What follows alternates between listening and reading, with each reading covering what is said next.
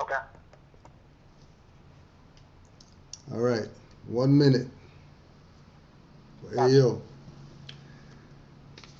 this is straight up for all them niggas out there who thought on some bullshit at the beginning. Because if you don't want to be Moors, just get the hell out of here. If you don't want to be Moors, right? Just like Nas said with nigger. You know what I mean? Nigga, whatever. You know what I mean? Some people get the pass. So they don't have to come out and proclaim that they're Moors to unify with Moors. They know what the science is and they do what it is that, you know what I mean, they're going to do to assist the Moors. But Moors want to ask questions about what is going to say I'm a Moor do for me. Like this is some club that they're joining. This is not a club. This is birthrights. And if you want to be Negro, black, colored, play Black Power, play Hebrew Israelite, play whatever. Just name it. Whatever you've been calling yourself for the past 100 years for your liberation. Whatever it is that you think that is that thing. And that's been a fraud for 100 years. And you never even tried to be a Moor before. But you're trying to convince me that I shouldn't be a Moor. And, Moors had harems and they had white women and they were doing this with white women and that makes them. Get out of here with that crap. If you want to be that, then you go be Negro, black, color, or whatever. Don't worry about Moors, do. Keep Moors out your mouth. Keep Noble Drew Ali out your mouth. Keep Northwestern Maxim. Keep Fezzes. Keep Masonry. Keep Illuminati. Keep all that stuff out your mouth. Don't talk about it. Don't talk about forcing people to bow down to you because you're the black king or whatever. Get out of here with all that crap. It's either you're Moors or you're nothing. And the world knows this. And what we always do, 700 goddamn videos of just stuff about Moors, that's all. Just stuff about Moors. And went through everything. Music, history, law, whatever, name it. Tie everything back to the Moors. Nobody want to be Moors. Everybody want to be Negroes. And content with that. Want to get mad at Moors. All you people who don't want to be Moors, except the people who get a pass, you know what I mean? Get out of here with that. No more commenting on Moors stuff. We don't want your opinion. Opinion is no proof of truth. So we don't want your opinion. Stateless, you're going to get what KKK and all those people were giving you, and you didn't want to take it from them. You're going to get it from Moors now. Lynching all you Negroes, niggers, black guys, whatever you want to call yourself. 100 years you've been told learn to love instead of hate. You're telling some Ukrainian or whatever bow down to you on camera? 4,300 from Granddaddy IU. That's cold chilling. These guys are in front of Africa Bambaataa mural doing a lecture. And he took 4,300 from legend. Just as big as Bambaataa.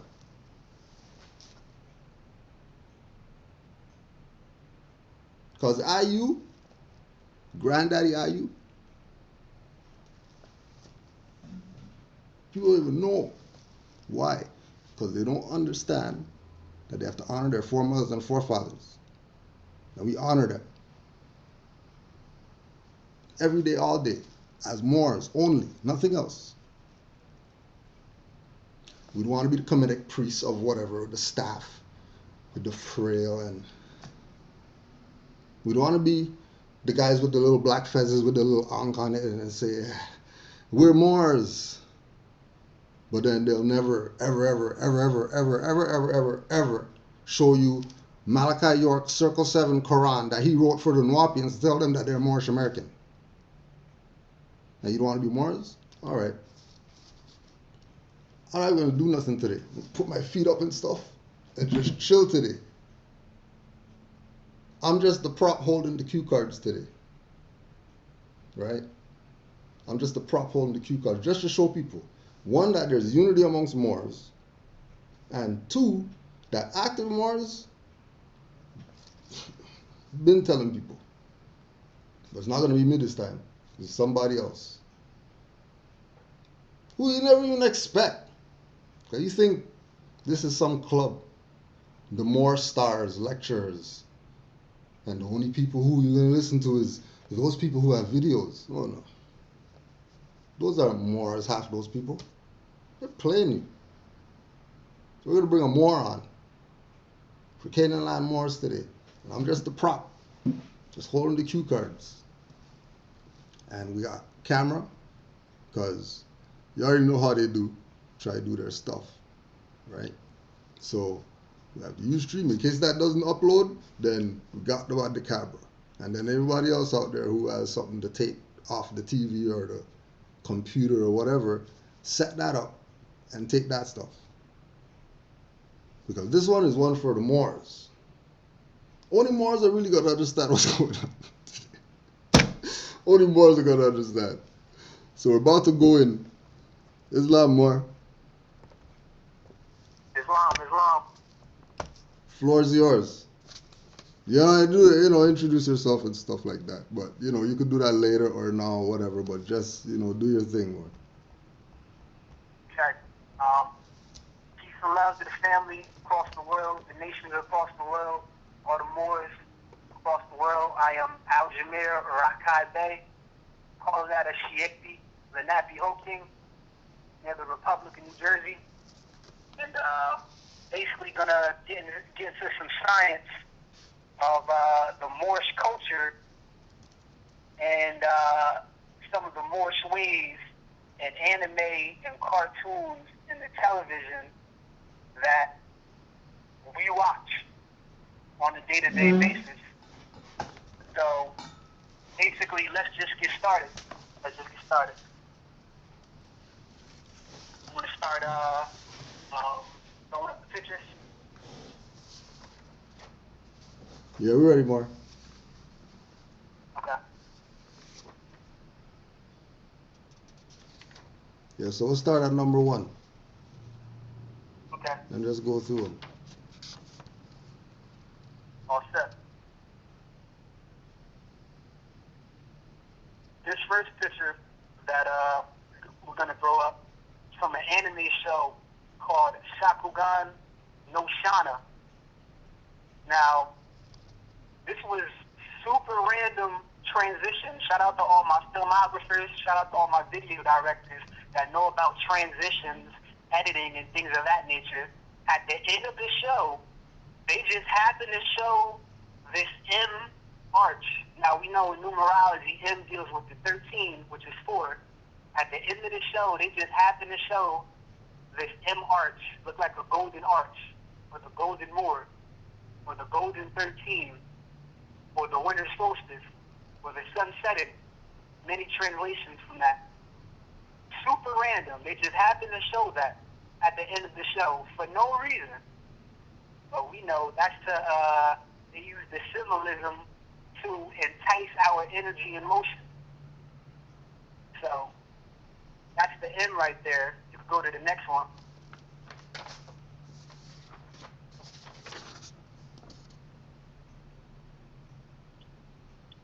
You heard me more? Yeah, we're up. Number 2. You can go to number 2. Yeah, we're on it.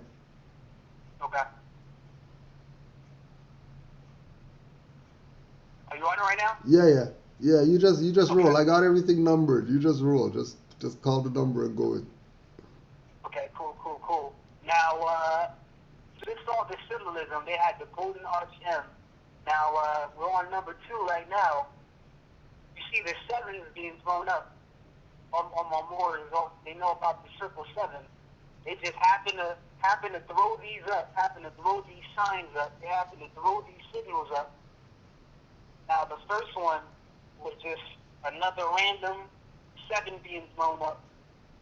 The first picture, you see the brother with the sky blue school uniform on. The second, by the way, the brother in the sky blue uniform, that's from a show called Yu Yu Hakusho. The second picture, that's from the show called Shakugan no Shana. Now, this show is about a flame age, aka a Grim Reaper, or aka an alchemist, and she uses spells that she casts to defeat crimson denizens. Now, these are that's the appellation of the enemies that she defeats. It's called crimson denizens. Now, we know crimson, that's red, and denizen, that deals with subjects, natives, being born in bondage, things of that nature. So how she cast the spell, she cast the spell by throwing up a 7, or throwing up an L in the sky. You could already know the science in that. That's just something to think about. She starts the spell by casting a 7 in the sky. Can't get no better than that. Let's go on to number 3. Okay. Now, the third picture you see from a show called Samurai Deeper Kyo. Random enemy with 13 skulls around his neck. What are you doing with 13 skulls around your neck? Why is it not 8? Why is it not 14? Why is it not 27? Why is it 13 skulls around the neck? That 13, which is that M once again. That M once again. The second picture after that 13 skulls, from a show called Naruto. The girl, she was greeting one of her friends. And if you can see her stance, she's throwing up the 7 once again. That's an obvious 7. Or L. So you got the 13 skulls, and right under that, you got the L or the 7 being thrown up. It is perfect symbolism right there, but that's only for the people with eyes to see and ears to hear. Now, let's go to number 4. These next set of pictures are going to be different anime shows throwing up M. Once again, you see that M being thrown up. Now, if you, all my people that know history, saw any pictures of Queen Mary or Isabella, they noticed her throwing up the M in her pictures or more. Now, notice these pictures right here, they're doing the same thing up, throwing up the M. Some people might say, oh, that's the Capricorn or the Baphomet. Okay, we can rock with that too. Because the Capricorn and the end of that Sagittarius energy deals with that winter solstice energy. That winter solstice, as well as that summer solstice degree.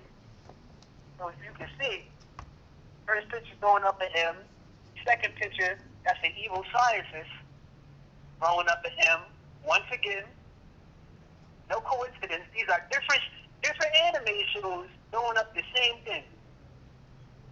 So these writers who's creating these shows they know stuff. They got their degrees. They communicating. And of course, we know the hands in medical astrology deals with Gemini. And Gemini deals with communication. So they communicating with you right there, through the signs and symbols. People with eyes to see and ears to hear. Let's get into some more. Let's go to number 5.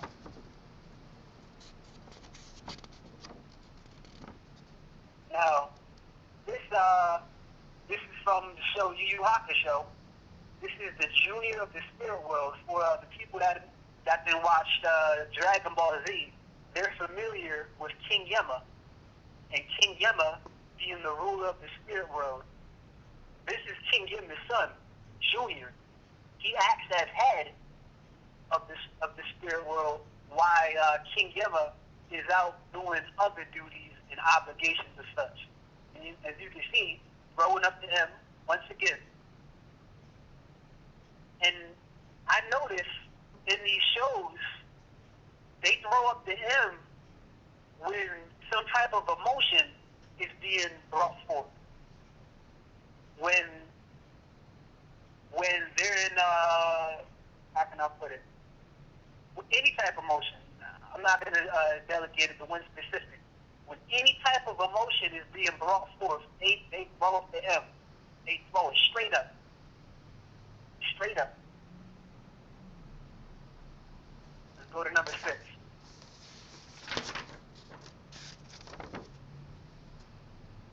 Okay. As you can see again,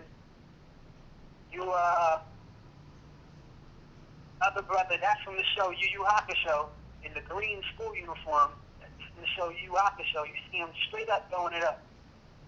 Throwing up that Capricorn. Or throwing up that M, that more, that 13.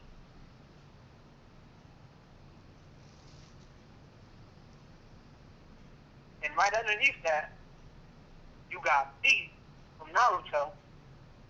He's throwing it up too. And shout out B, he got the Moorish headband with the Moorish scarf. Looking like bow legs out there. Shout out my so-called Seminole, all my Moorish tribes, all my Moorish families, clans out there. Throwing it up. Throwing it up. Right there. Different anime. 4 or 5 different animes, they throwing it up. No excuse. Different animes throwing up that 13. Ain't no coincidence. People who know the signs and symbolism, they know. Just like what he's saying. What are you saying, baby? The communication. Communication. Ironically, I took the desktop picture right where you were saying that. What are you saying? Communication, that's what we're saying. Now, let's go to number 7. This is a great one. This is a great one right here. This is a great one right here. This right here is a great one. That brother goes by the appellation of Kahiko, and as you can see, he has the fez on with the plume or feather. Now, let's get into the story of that. This is from a show called Naruto, a movie called Naruto, The Stone of Jel-El. Let me repeat that. This is from a movie called Naruto, The Stone of Jel-El, spelled Jel-El. Now, let's talk a little bit about the character Kahiko, of which we see. Kahiko is an elder who led a wandering caravan who were descendants of the Stone of Jel-El ore miners. Kahiko was one of the few who knew the true history of his ancestors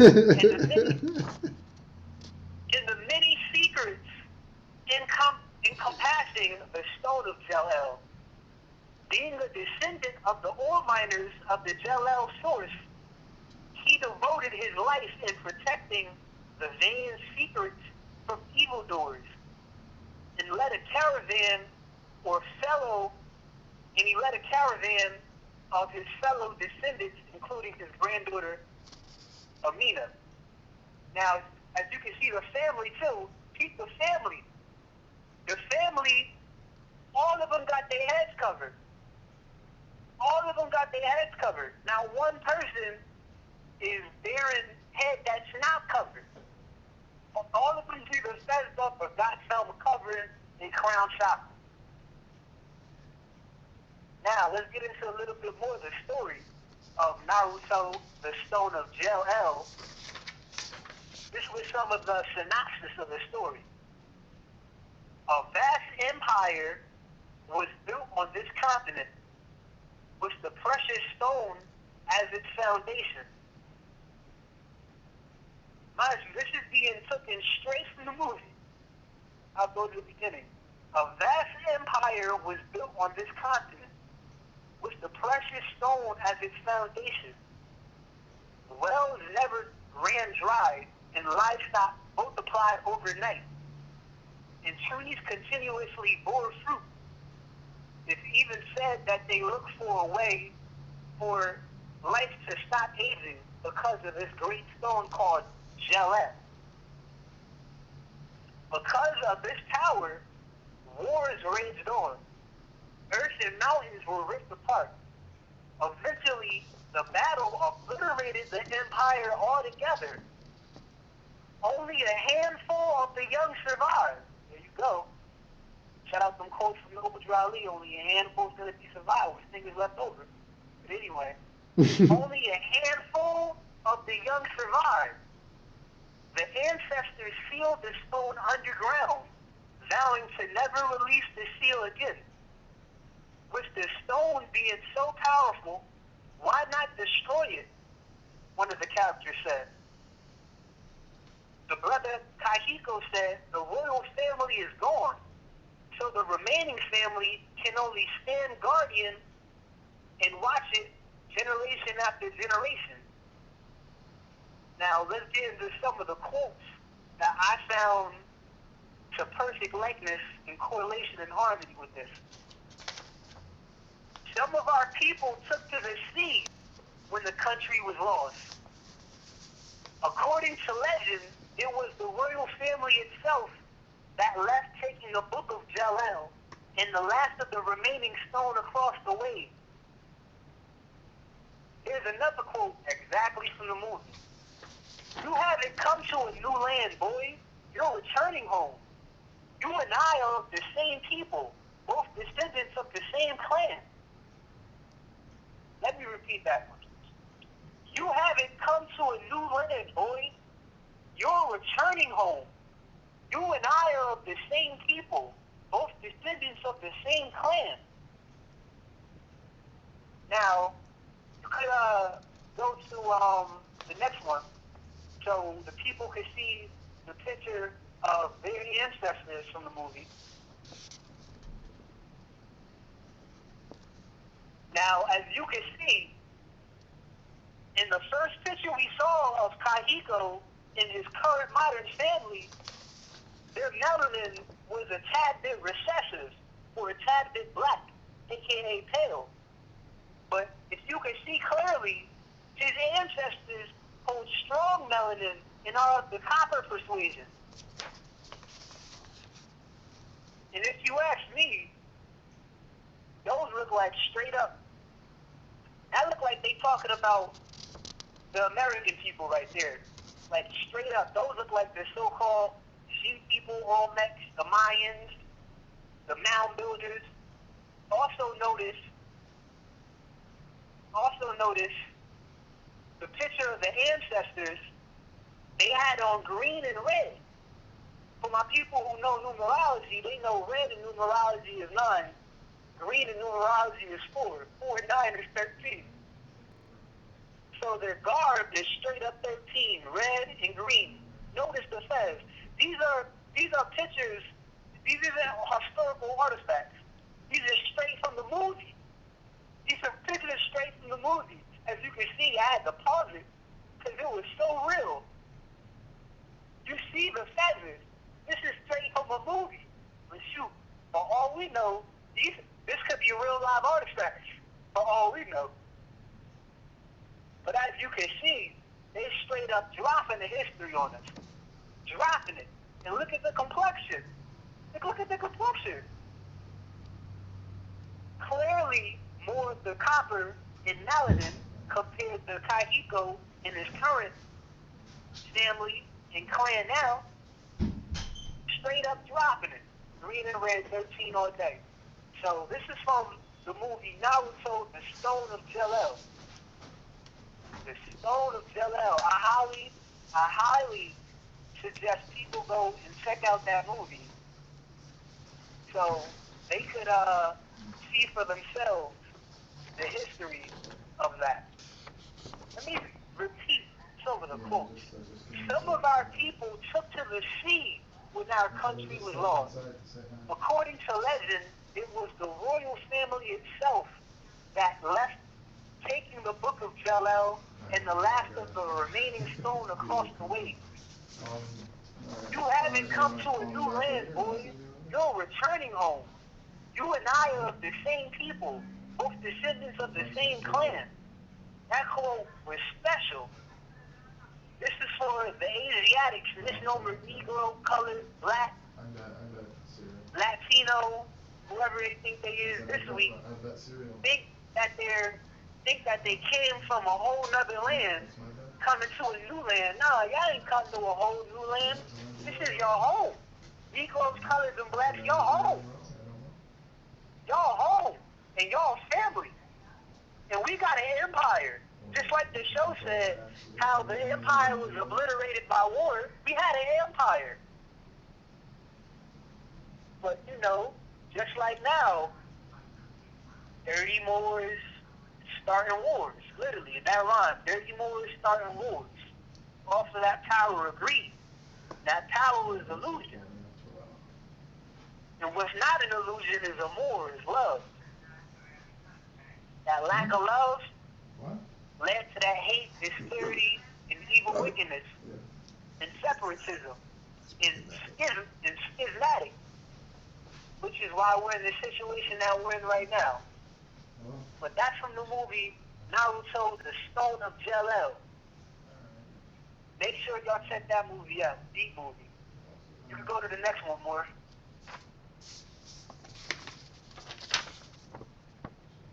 Okay. All right.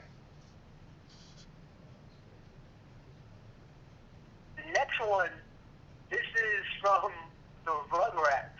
Now wait till y'all hear this one. Wait till y'all hear this one. You holding up the Rugrats one, Cujo? Yeah. Okay, cool. Now, as y'all can see, Brother Tommy Pickles, he got the sash on with the fez and the tassel hanging down race. Don't get no better than this. And this is for toddlers, children, that they putting this on. But let's get into the synopsis of this exact episode. This episode was called Naked Tommy, Tommy in the Secret Club. Let me repeat that. Naked Tommy, Tommy in the Secret Club.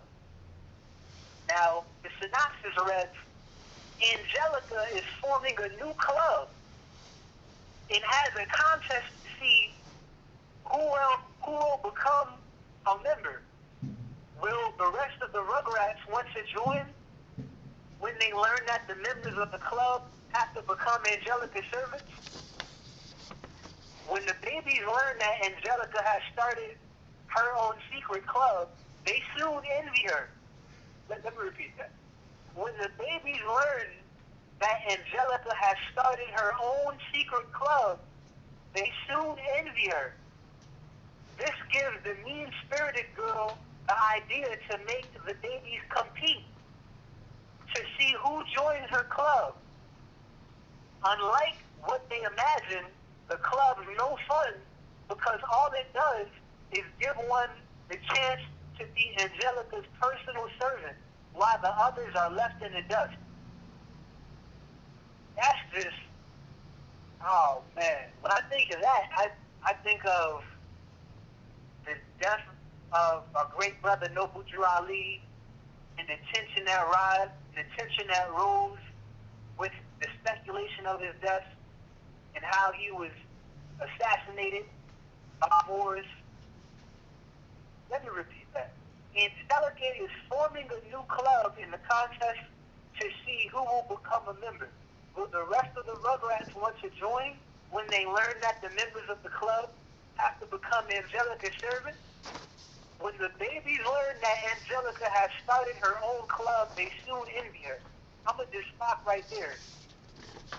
You know how they like to distort stuff, but they're giving it to you. They're giving it to you. Right there. Giving it to you. Now, you could go to the one with the grandpa with the says and the sash on. I don't know if that was above the Rugrats one or right after that. Yeah. Okay. Now, this is a separate episode. The episode, I believe, was called Big Baby. But keep the synopsis of this. Grandpa Lou gets to put his old friend Kevin McNulty through a Wombat Club secret initiation ritual. This is Rugrats, gentlemen. Family, this is Rugrats. Let me repeat that. Grandpa Lou gets to put his old friend Kevin McNulty. Now we know McNack, but that's all more. But anyway, Grandpa Lou gets to put his old friend Kevin McNulty through his Wombat Club secret initiation rituals. This gives the Rugrats the idea to set up the Itchy Nation ritual of their own for Dill to see if he can pass the test to become Big Baby. Let me repeat that last sentence. Let me repeat that last sentence. This gives the Rugrats the idea to set. I gotta repeat the whole thing because it's so deep. I just thought of it. Grandpa Lou gets to put his old friend Kevin McNulty through his Wombat Club secret initiation ritual. So I see that as like the starting of the Moorish Science Temple. And then the second sentence after that is, this gives the Rugrats the idea to set up the Itchy Nation ritual of their own to see if he can pass the test to become Big Baby. I see that as other people setting up their own organizations, clubs, things of that nature, from the likeness of the Moorish Science Temple. Right there. They got Grandpa Lou / says he's setting up his stuff, and then the Rugrats babies, they looking at the likeness of their elders, and then they're setting up their stuff. This is from the episode called Big Baby. Just giving it to you. Giving it to you. Says snatch it off. Now, you could go to 12.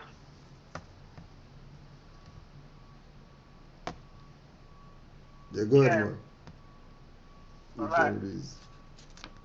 This one is from, I'm sure a lot of people know by now. It's a whole bunch of pictures of this show with the says on. This is from the show Gravity Falls. And in that picture, the brother had said, what am I made of, money? And I was like, man, that's perfect. I caught it right in time. And as more know, and people who know history, who does that stance with the palms out? Nobody. Right there. And if you notice the crescent is open, pointing to the west. Pointing to the west. And shoot. The elder, he was like, what am I made of? Money? And it was actually a gift. The picture was actually a gift, which is a moving picture. And in the gift, he had money coming out of his sleeves and stuff. You could take that as anything. You could take that as a dirty mode, trying to hide money, or you can take that as anything. But palms out and all. Palms out and all. Don't get more clear than that. Palms out and all. Y'all gonna see the picture of what I'm talking about the Prophet Noble Drew Ali coming up in a little bit later. But second picture right after that is, of course, Aladdin. We've been to Aladdin, which was moored up. Vest, pantaloons, fez. That ain't nothing new, but it's always good for the visualization. It's always good for the visualization. Now we could go to number 13. Now, this right here is from a show called Yu Yu Hakusho. And as we know, Moorish color by birthright is green and red. By birthright, which is the 13th, which is the summer solstice and the equinox degrees. You can see the demon, it was actually, that demon is a second transformation. She was actually a high priestess. And due to greed and power and her wanting energy, she wound up basically transforming into a demon. And as you can see, she got the green sacred beads with the red string tied across. That's 13 right there. 13 right there, showing it. Showing the symbolism. Now, the picture right underneath that is the same show. Oh, I'm sorry. That's the show Inuyasha. That's the show Inuyasha. I don't know if I said Yu Yu Hakusho. I meant to say Inuyasha. Now, the second picture of that, as you can see, that's another demon right there in the show. The green and red right there. With the red sash. And the green armor. So this green and red thing, this is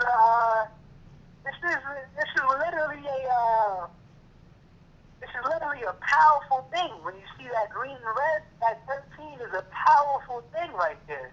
With the red sash. With the red sash. Now, let's go to 14. This next one on 14, as you can see, this is from Simpsons. Y'all already know.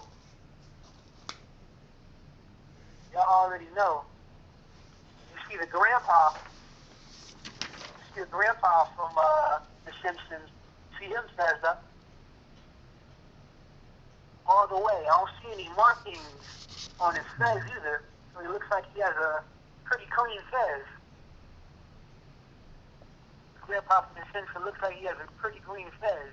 And as you can see, the picture showing you green and red again. Yes, it's showing you blue as well as gold. That green and red is there once again. My people who shoot film, we know the importance. We know this importance. We don't just show things just to show it. We show it for a reason.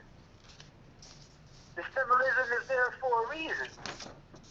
I never even peeped this when I used to watch The Simpsons back in the day, but, also didn't know too much about the more science degrees as well, so, sort of makes sense.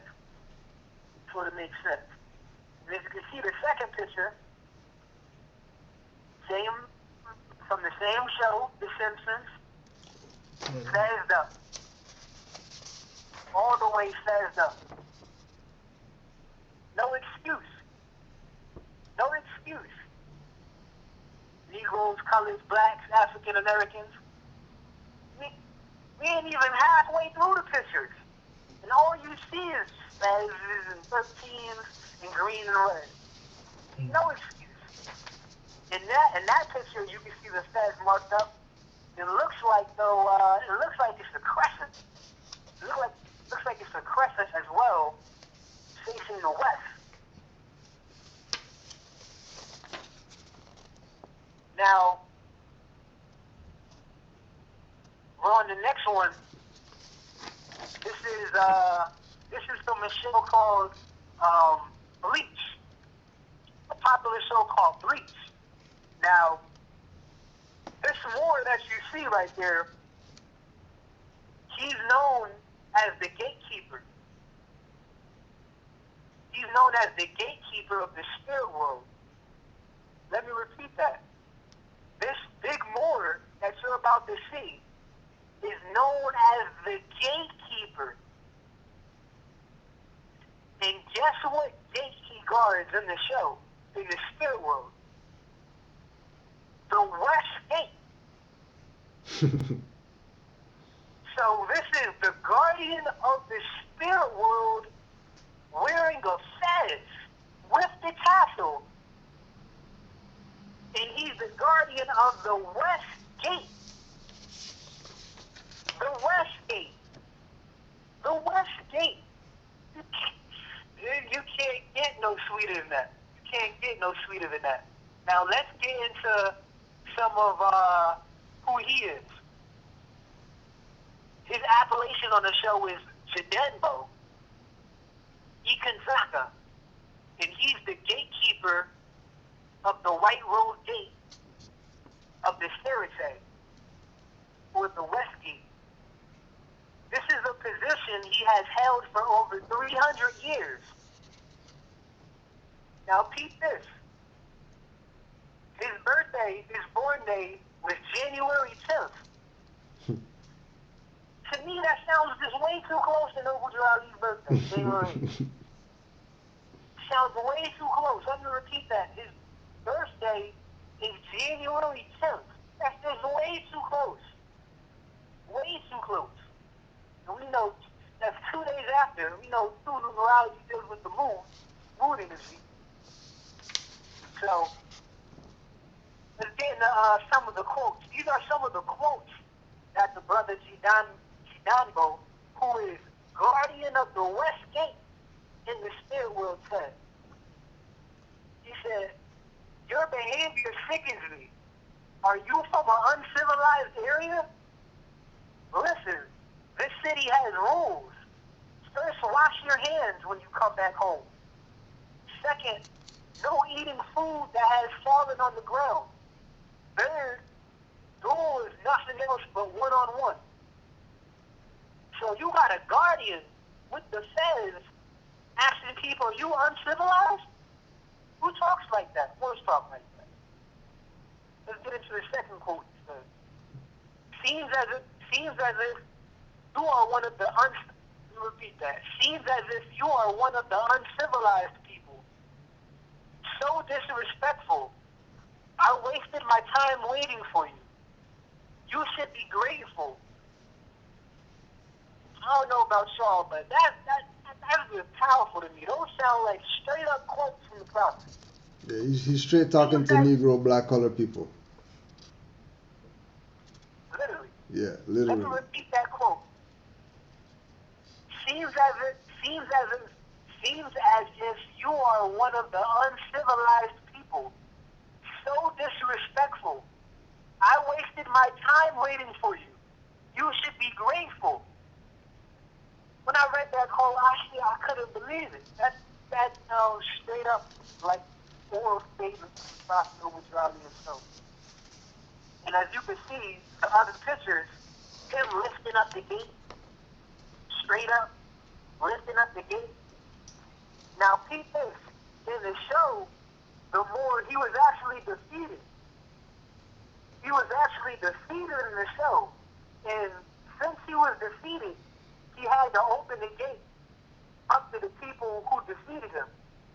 Which are people who watch the show, they know Ichigo defeated him. Now, he wound up getting his arm, peep this, he wound up getting his arm sliced. In the manga, his whole arm was decapitated off. We know once again, the hands and the arm in medical astrology is ruled by Gemini. In Gemini, there's a communication. So his communication was cut off. The same thing happening now. Our communication has been cut off as a people, so we're disconnected by the schismata. The schismata. So we can't connect through the absolute power of love, or unity, or nationality. Stands up. Passes it off. But he was defeated, though. After he was defeated, he wound up being healed by one of the healers. And I took that as symbolism as well. Because Moorish, let me repeat that. The more that you see, the gatekeeper of the West Gate wound up being defeated. When he was defeated, he wound up being healed by one of the healers. That's symbolism because as unconscious Negroes, colors, blacks, the Asiatics that we are, we need supreme healing. We need healing of the highest degree of the mind, body, and soul. Supreme healing we need. That's from the show called Bleach. Check that out. Islam, more. Islam. We're just gonna take before we get to number 18, Mm-hmm. which is the next slide. We just want to take a commercial break, Okay, no problem. right? So, you know, this is how we do stuff, right? Just so people know, right? So a commercial break. We just want to show you Batman with his turban, with the jewel. Right? You can't say that Bruce Wayne doesn't know what's up.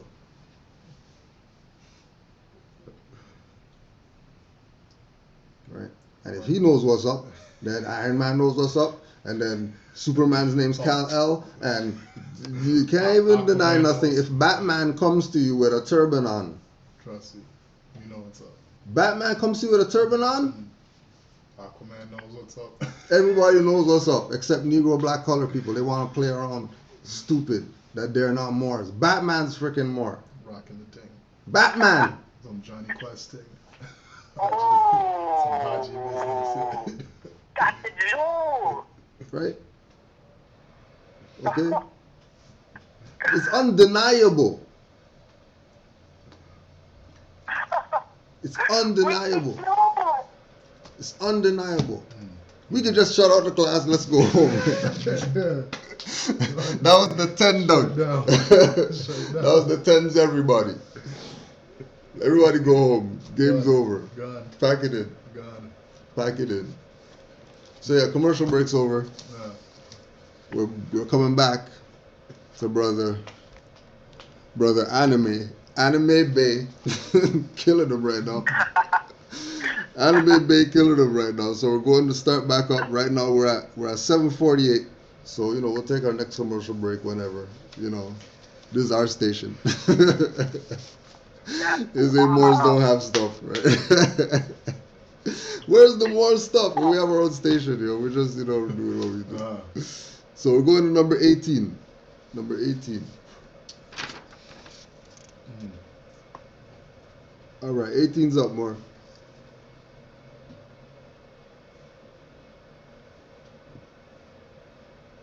Okay, 18 up? Yeah. Okay, cool.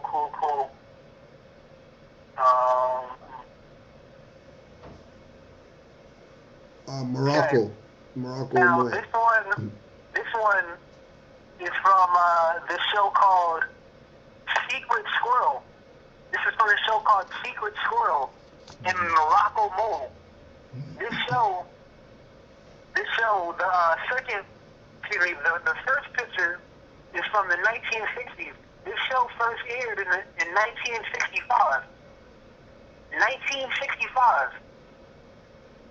They call it the Secret Squirrel in the Morocco Mole. So this is about 10 years after the Moroccan relations with the United States of America and them relinquishing jurisdiction in Morocco. This is around 10 years after that. This is the Secret Squirrel in the Morocco Mole. In the second picture, they updated the show in the 1900s, and I think they call it the Super Secret Squirrel. As you can see, fast up, no excuses. And that aired on the show, that aired on the network Boomerang from back in the day. I remember I used to watch that back in the day. Boomerang. Fast up. The show called Secret Squirrel. First aired in 1965. Secret Squirrel in the Morocco Mole. Let me repeat that. The Secret Squirrel in the Morocco Mole. And when I went to find out a little bit about the show, they were referred to as Secret in Morocco. Just look it up on Wikipedia. They were referred to as Secret Morocco. What are they doing with secret Morocco for?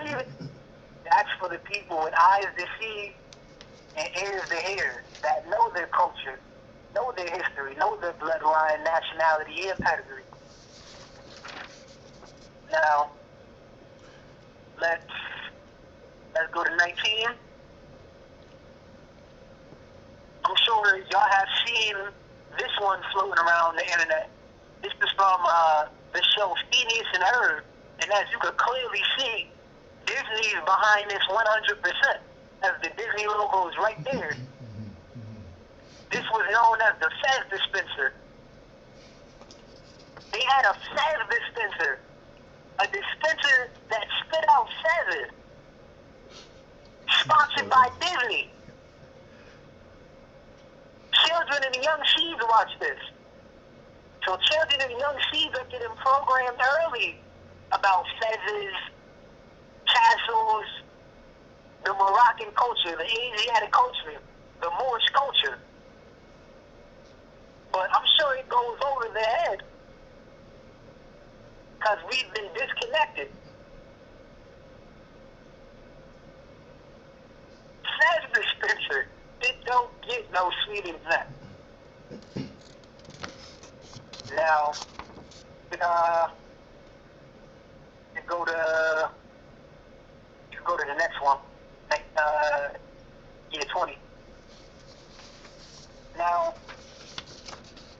this one is from a show called Naruto. It's Naruto Shippuden. The first picture, that's I forgot exactly who it was, but it was an evil character who was locked behind those gates. I'm not sure if he was an evil character, but I know he was powerful. That character was powerful. So the character had to be sealed away. And as you can see, he's sealed by the M. With the red tassel. Those red tassels right there. With the M. Which means he was sealed away by the power of 13. The second picture is a Moorish retainer. He was one of the retainers for the lords. And as you can see, it says all the way up. This is from the show Naruto. It says all the way up.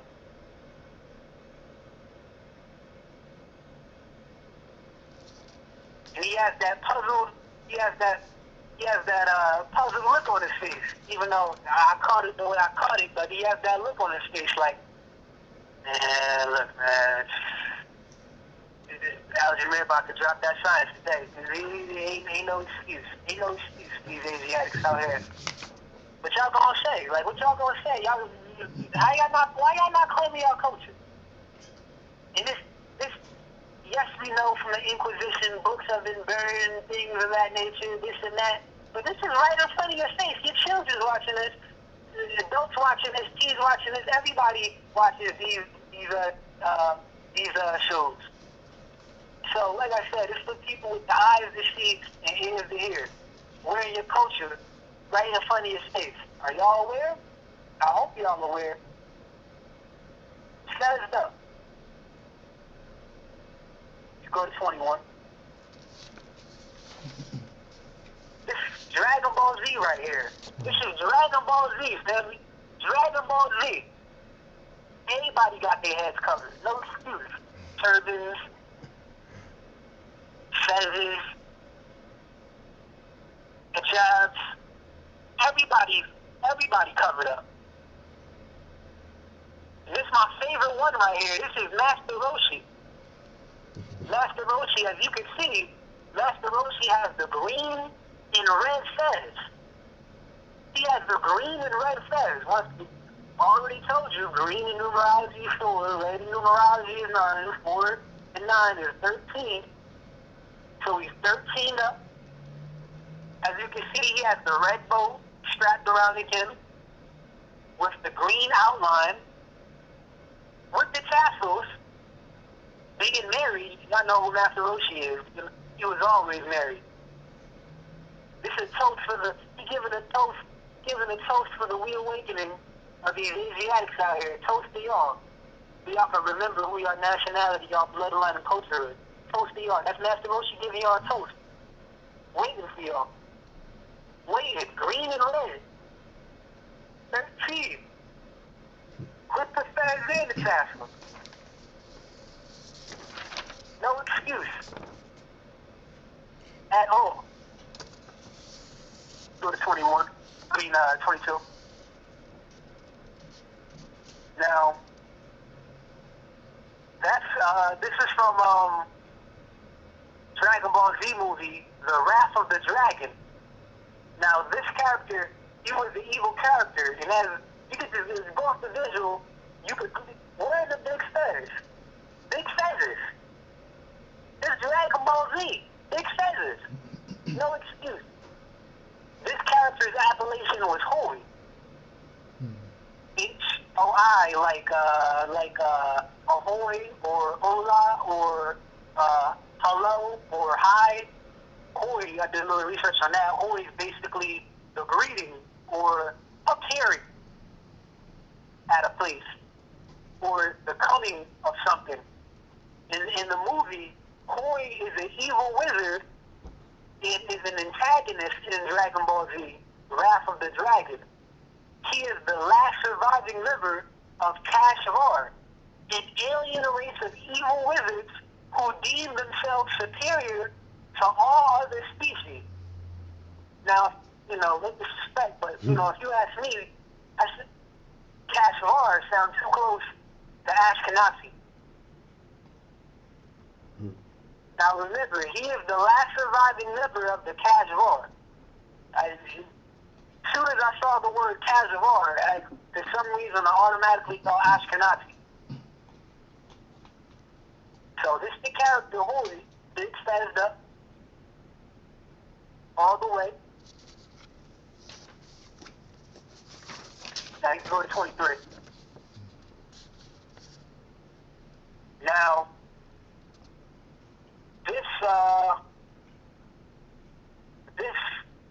these two pictures are from a show called, once again, Shakugan no Shana. Shakugan no Shana. And as you can see, moored all the way up. With the vest, jewel around the neck covered, plume, jewel, turban, all the way up. This character on the show, his appellation was Paimon. Paimon. I was like, Paimon? You know, what type of name is Paimon? You know, what's Paimon? What's Paimon? So I looked up. Now, Paimon, little description about Paimon. Paimon in the show, the picture you're seeing right now, is overwhelmingly confident during battle to the point of laughing out loud. In the novel, he is described as a calm commander. But after the death of one of the individuals in the declaration of Xanadu, which is a false world in the show, he loses his composure and aggressively attacks enemies, which ultimately costs him in his army in his own life. Now, that was from the show, once again, Shakugan no Shana. The appellation was Paimon. I was like, Paimon, what type of appellation is Paimon? So I looked up what Paimon is, because on the show, he was the evil character. He was commander of demons, or the Crimson Dynasty. He was supreme commander of demons. So I looked up what Paimon means, just regular research besides the show. Said Paimon, according to Boeotia, the lesser key of the Solomon the king. Paimon is one of the kings of hell, more obedient to Lucifer than the other king, and has 200 legions of demons under his rule. He has a great voice and roars as soon as he comes, speaking in this manner for a while until the conjurer compels him, and then he answers clearly the questions he asks. When the conjurer invokes this demon, he he must look towards the northwest, for there is where he has his house. And when Paimon appears, he must be allowed to ask what he wishes and be answered in order to obtain the same from him. Paimon teaches all arts, philosophy, sciences, and secret things. He can reveal all mysteries of the earth, wind, water, and what the mind is. And everything the conjurer wants to know, gives good familiars, dignities, and confirms them, binds them to the conjurer's will. If Paimon is sighted alone, some offering or sacrifice must be done, and he will accept it.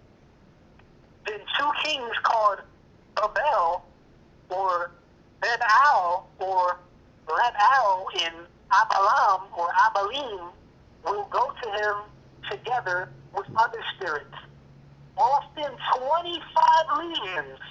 But these other spirits do not always come unless the conjurer call upon them. So that was just regular information regarding Paimon. And once again, the appellation of the picture you see in that more, that was the appellation on the show. It was called Paimon. So, got the science in that as well. Check that out. That's from, once again, the show called Shakugan no Shana, which is a deep show. Super deep show.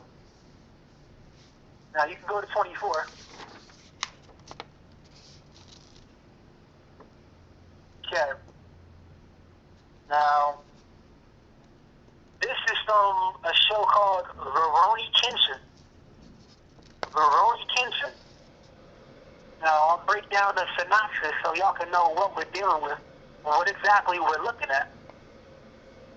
In that exact episode, by the way, it's episode 64, Rurouni Kenshin.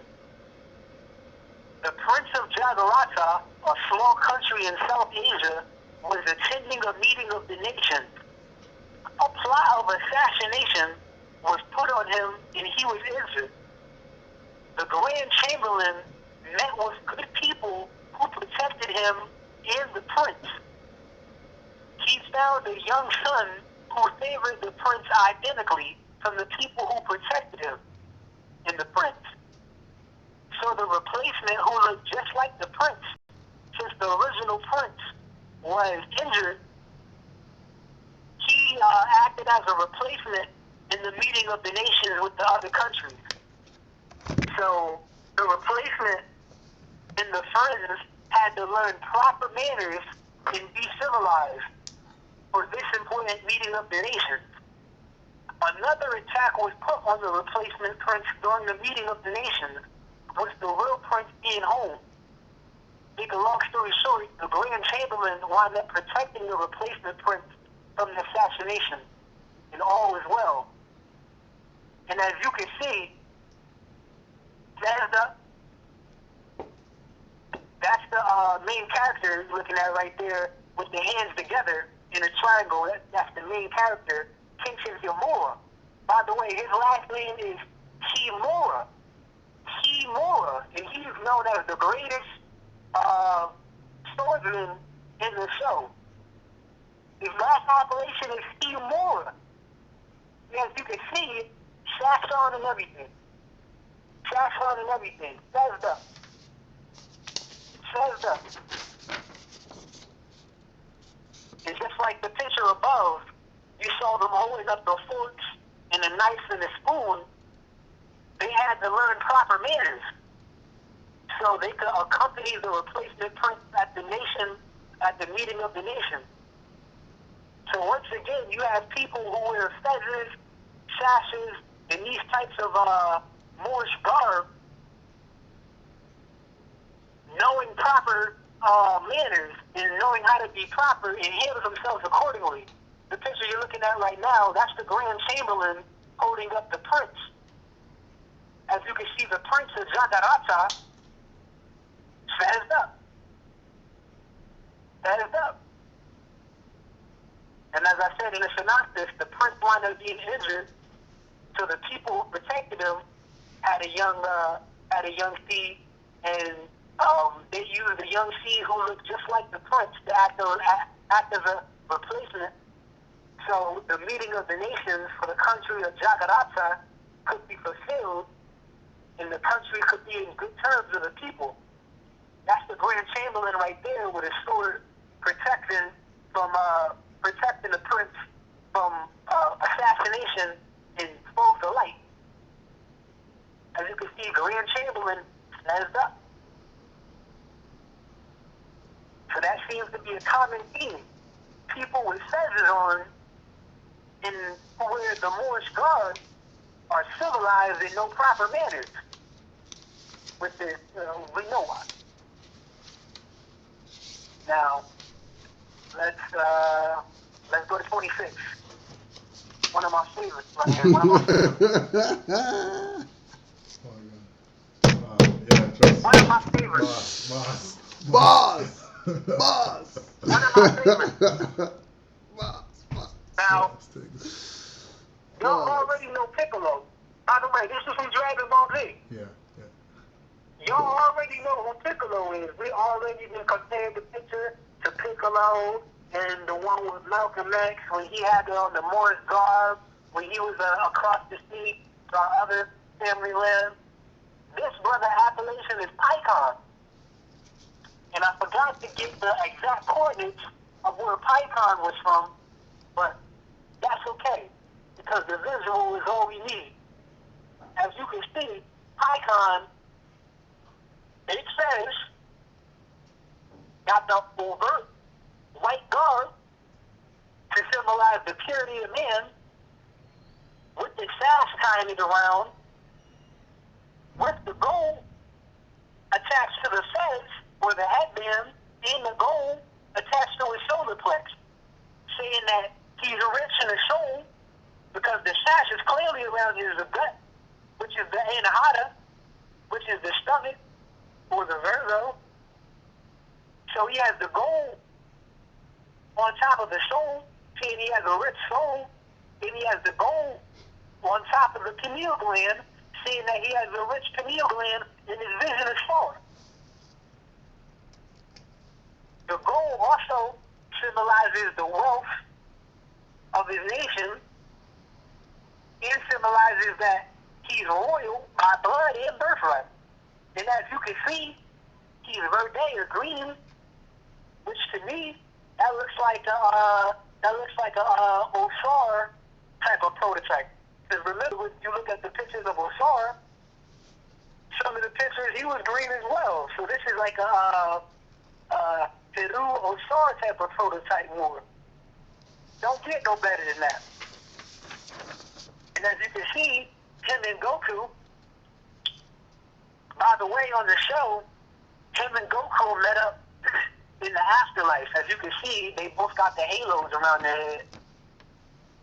Both got the halos on. They met up in the Spirit World tournament afterwards, and they competed with each other. This brother Pycon, even though he lost the battle with Goku, he only lost because he was knocked out of the ring. But clearly, if you watch the show, Pycon was the only one who could match up with Goku as far as everything. Speed, agility, powerfulness, quickness, attack, all types of energy. Pycon, the Moor, was the only one who could match up one-on-one with Goku. Which makes sense. By blood and birthright. Now, one of my favorites. You go to 28 more.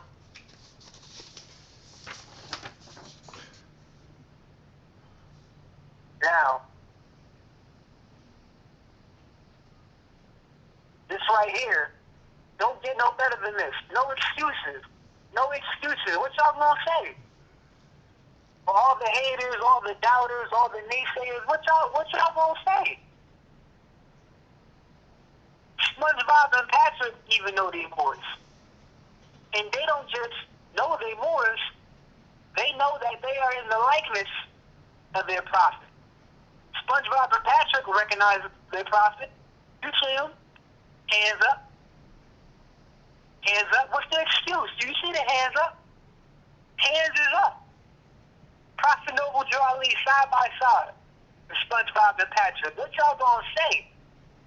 No excuse for the haters, the naysayers. We waiting for y'all, Negroes, colored, blacks. We waiting for y'all. Everybody else know who y'all are, except y'all. Just look. That's his own hands up and all. Only thing missing from SpongeBob and Patrick was the savage. But that's okay though, because they still in likeness. You see the pyramid? Now you look at the picture underneath that, you got SpongeBob imitating a sheik at the Moorish temple. They got it as the Good Neighbor Club. But for those who know, that's the Moorish temple. That's the sheik at the podium. They called it the Good Neighbors Club. That's the Moorish temple. Simple as so. No excuses. What y'all gonna say? Can't say anything. Proof is in the pudding. No, I'm not gonna say pudding. Proof is right there in the visual. Proof is in the visual, because we already know what pudding means. We check out the etymology of that. So always check myself. We're gonna take another commercial break, quick, fast. Okay.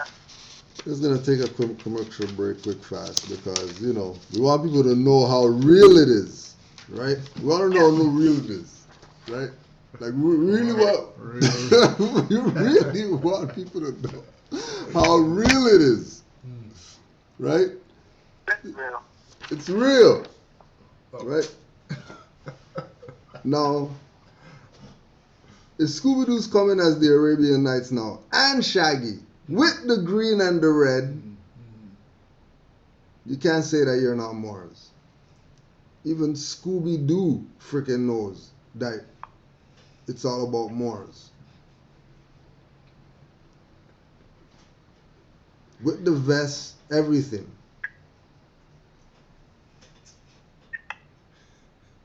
What do you want? You just want to be Negroes forever? You're just going to be Negroes when Shaggy and Scooby know that they're Moors? You really going to be Negroes? Stuck on stupid. Stuck on stupid. Record skipping on stupid. Holy. Alright, boys, so we're going to number 29 right now. Alright, cool. 29's up. This one of my favorite ones too. Family beat the symbolism in this one. Now, as y'all can see, this is from the show Dragon Ball Z. Once again, they always dropping in Dragon Ball Z. This is from the show Dragon Ball Z. As you can clearly see, this is Hercule at his estate. And if you notice the flags, of course you got the red and white flag. You feel me? War and peace. You feel me? White, purity. Red. You feel me? Moorish flag. You feel me? Or you feel me? War and peace. War and peace. As you can see, the blue flag has the crescent.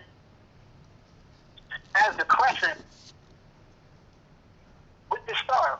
Now, I put it together with the other Moorish flag of the Barbary Wars, Turkish flag, Ottoman flag, other Moorish flag. Same thing, side by side. So they showing you on Dragon Ball Z what's the lineage right here. So I put the pictures side by side. You got the Barbary Wars, 1804. No, it's the flag. Popular show Dragon Ball Z. No, it's the flag.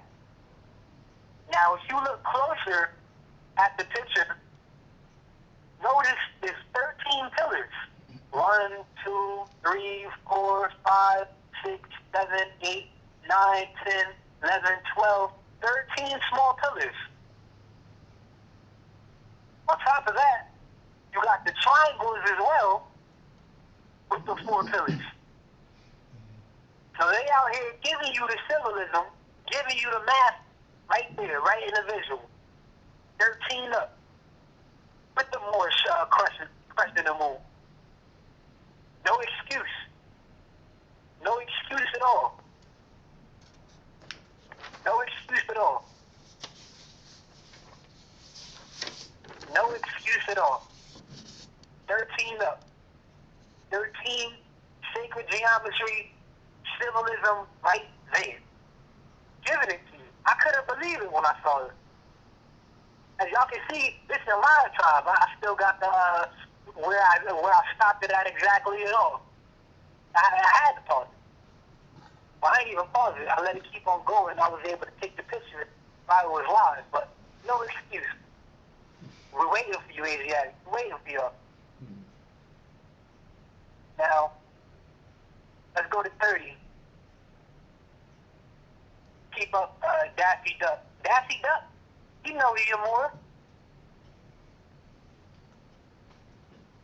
Daffy Duck know you more.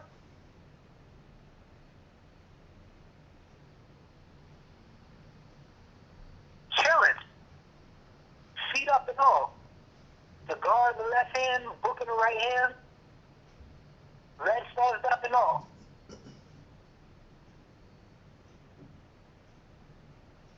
We can go to 31.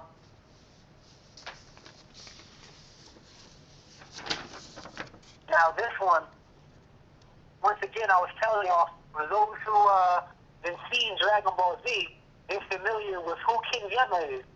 King Yama is the ruler of the spirit world. But this isn't Dragon Ball Z. This is from a show called Yu Yu Hakusho. And in the same show, King Yama is recognized. King Yama, well, if you ask me, Yama sounds like Yamaye. Sounds too close to Yamaye to me. In dealing with the Orishas and things of that nature. But as you can see, this is the leader of the spirit world, big sized up, with the red sash. So this is a common theme, feathers and sashes, common in nature, common theme, to be feathered up, with the sash, ancient, archaic, Moorish garb, no excuse. We can go to 32. Now, as you can see, this is from the show Yu Yu Hakusho again.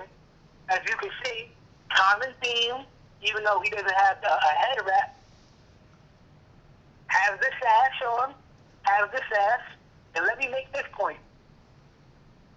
Keep this, family. You look at his garb right now.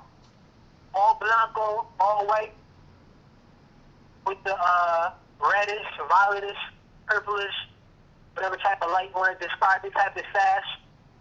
Got the hands in the pocket. Now, peep this, family.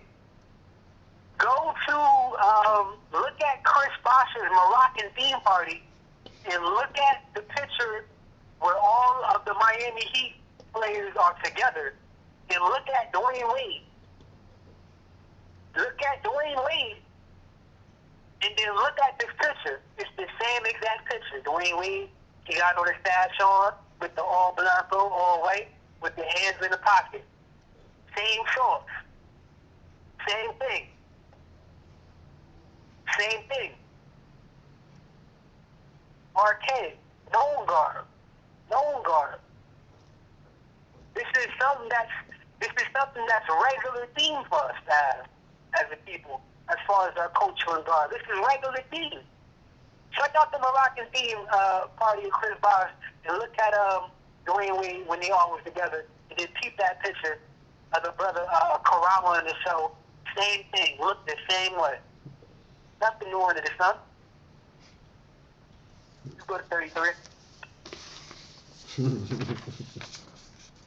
Now, we all know who this is. This is our good brother Haji.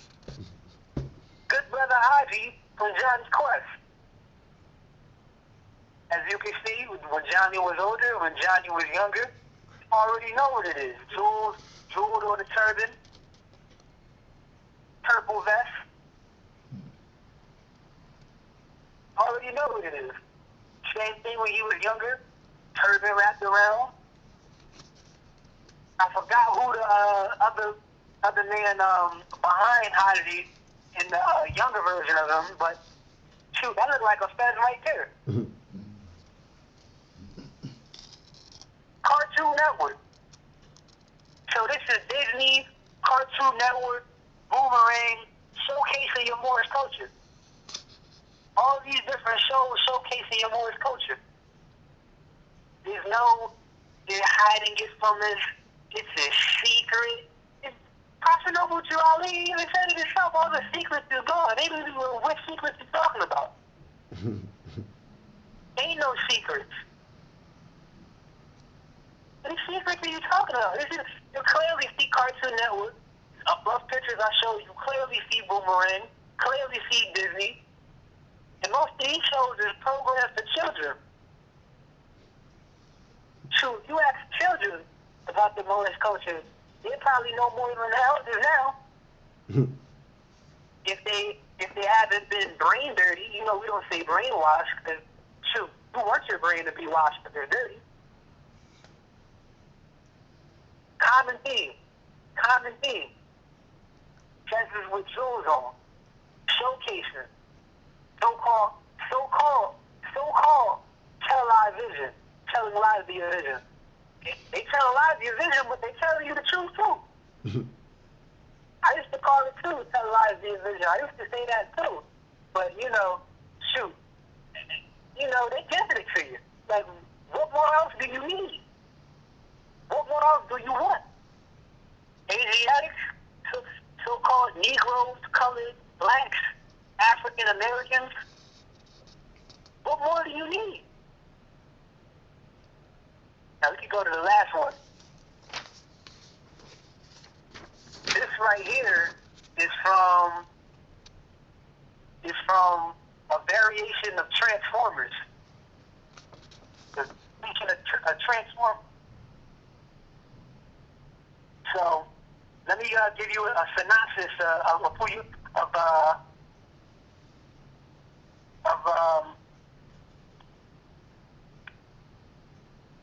of what this picture is.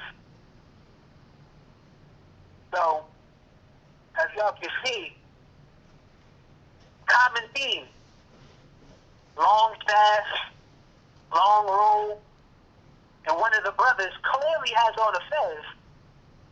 Well, I guess you would call them GoBots, because in the show they're called GoBots. But as you can see, says up. Brother says up. The GoBot says this is Transformers. Transformers.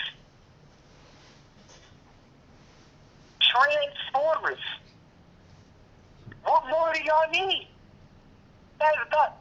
With the long sash. Showcasing his lineage or the symbols. Because it's a common theme for us to have totem poles that showcase our hierarchy, nation, or have tattoos that showcase our royal lineage. As you can see, the sash seems like the symbols he has showcases his ancestry or hierarchy, or showcases that he's an heir to the estate. This is Transformers, y'all. GoBots. Let's read a little bit about what GoBots is exactly. Like, what is GoBots? Read a little bit. Okay. The GoBot Council is evidently a triumvirate of leaders residing in Botchopolis, a city that has existed since the dawn of time on the head of a soaring comet.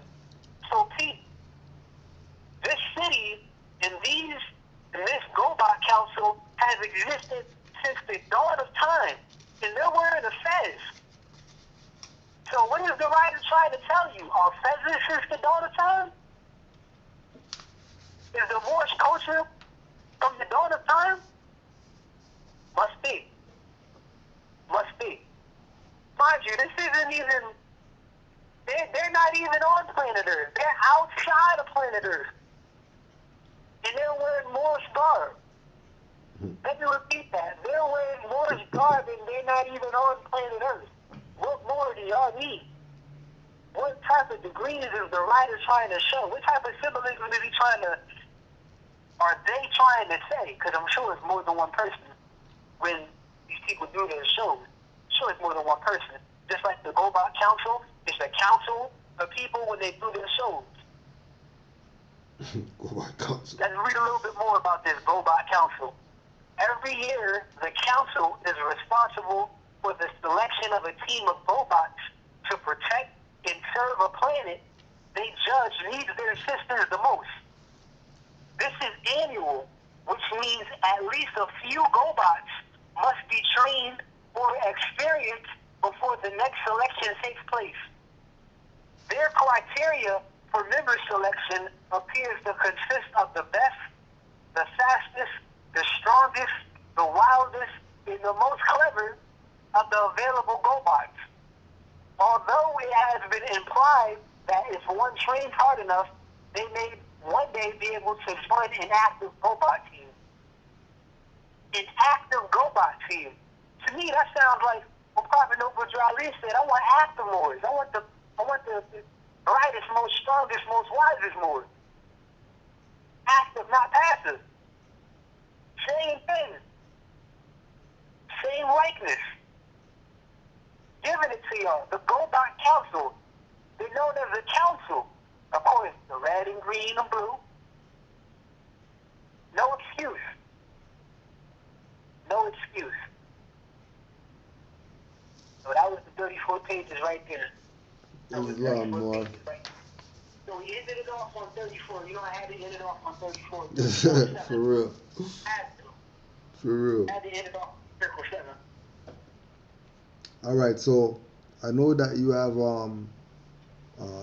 this in a small literary form, and I know you have some online stuff that you do. You want to plug whatever site or anything like that? Sure. I've been researching a lot of old articles from the 1700s, 1800s, 1900s about newspaper articles showcasing and talking about Moors. Now we know this isn't coming from Moors. This is coming from the European side. And think this. You know how we say that, think that Black Moor is like 1800s and 1700s and things of that nature? I got newspaper articles that I will post on my WordPress that's calling us Blackamoors in the 1960s. 1960s calling us Blackamoors. I thought that Blackamoors was just the, 1800s thing, but I got a 1960 article I'm going to post up calling us Blackamoors, which means this is a recent thing. It's a recent thing that they took off that they took off Moor and started to call us this black now. But that WordPress is called Al-Maori, Moorish.wordpress.com. Al-Maori, Moorish.wordpress.com. So you can check that out. I'm showcasing all the articles that I've researched from the 1700s, 1800s, 1900s, with them mentioning Moor, Blackamoor, Moro. You can check that out. I also have one of my first articles that I posted about Moorish culture and anime in there.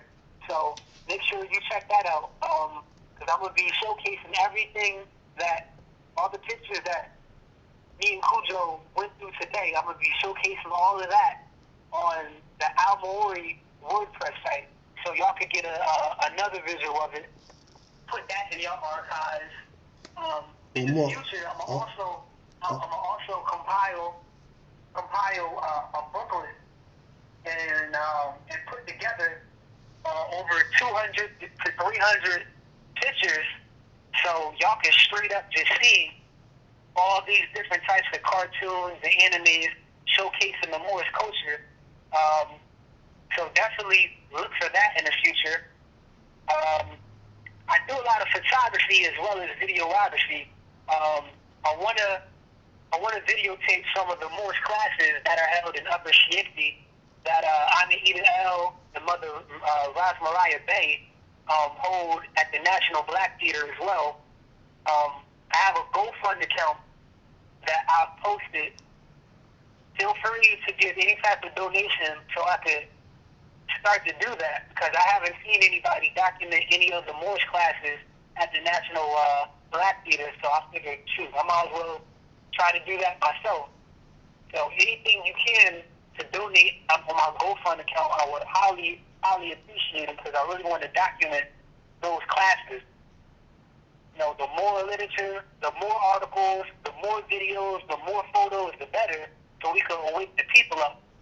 You know, because I am a man of the people. So what other better way than the people to support the artist? That's what I like to call myself. I like to call myself an artist. You know, us as Moors, we're many things. Excuse me. We're many attributes, not things. We're many attributes.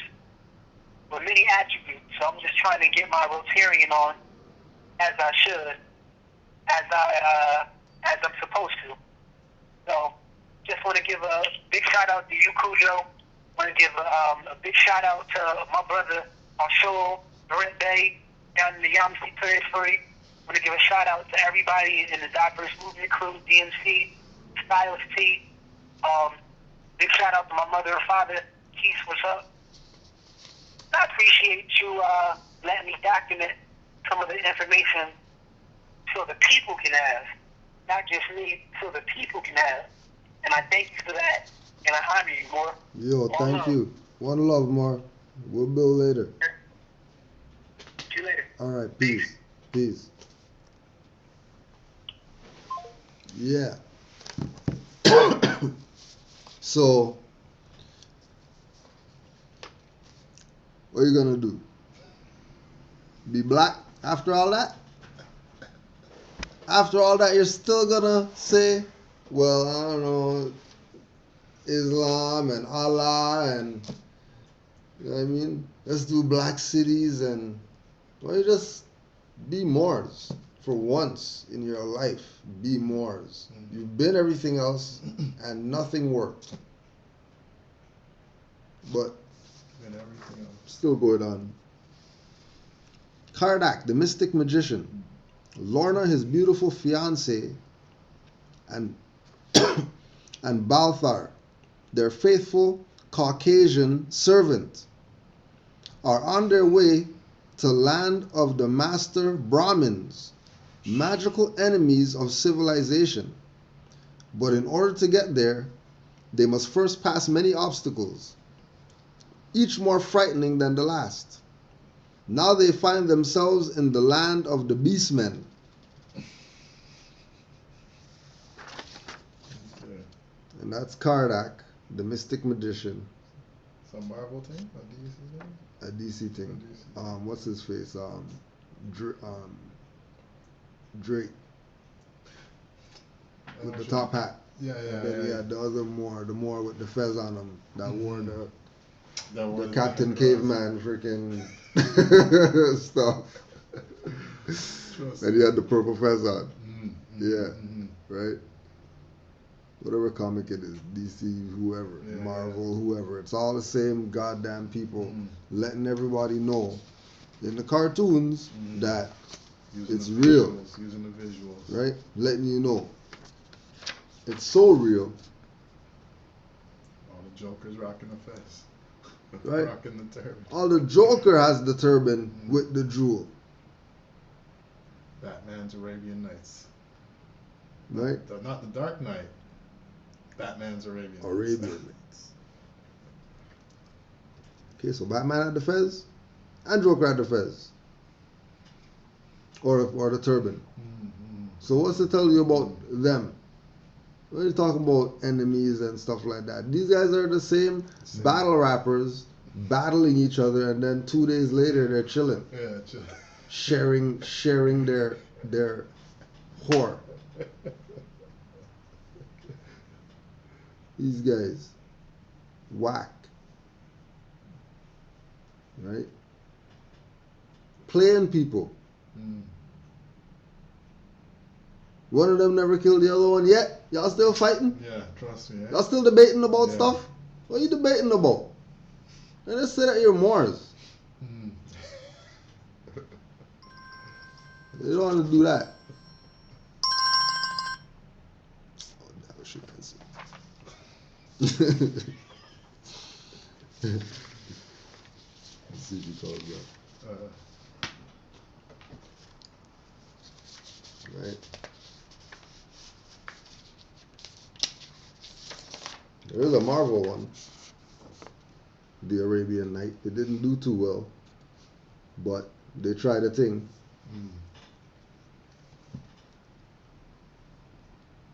Pushing that theme. Look at the sword. Not some comedic sword or nothing like that.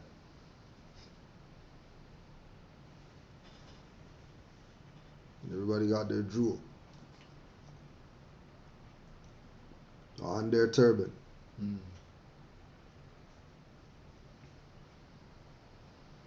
Everybody got the jewel on the turban. Everybody.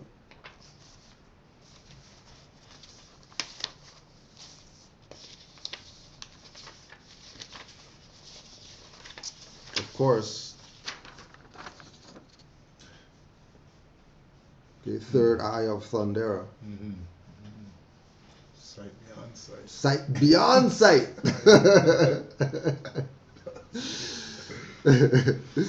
You know what I'm saying? You know, what's that? What's that? Sight beyond sight? Isn't that similar to truth and the divine truth? Not just truth only. The divine truth.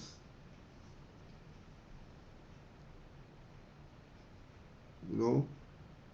And Cat's lair is the Sphinx with the paws that they drive through the paws to come out and all that stuff.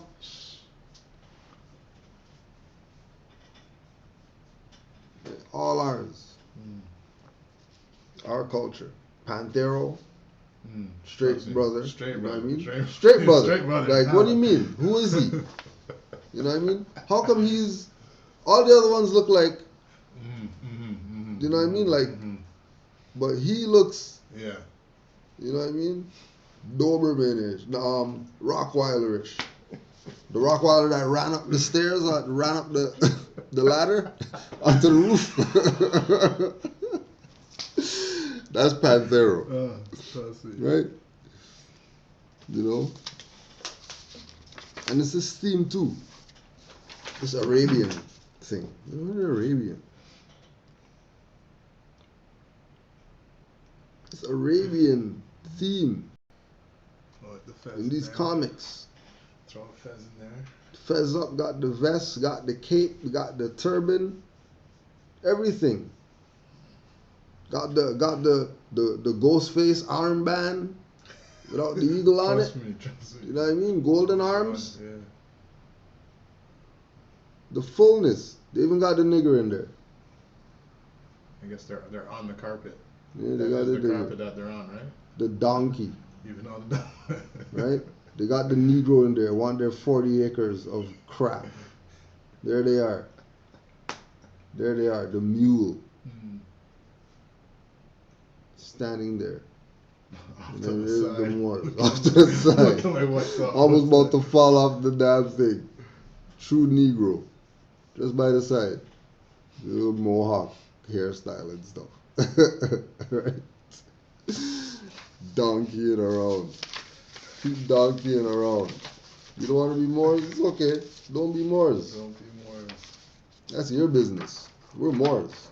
And any guys come around here, we're going to call the KKK for you guys. Come around here and see what happens to you. Right? Mr. Magoo. Mr. Magoo. Right? You, Mr. Magoo, got the turban. He got the turban. Straight. And he has the fez. And he has the harem and everything, and he doesn't care what these guys talk about the harem. Mr. Magoo said, yo.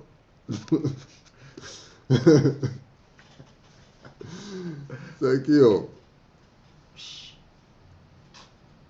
Yeah?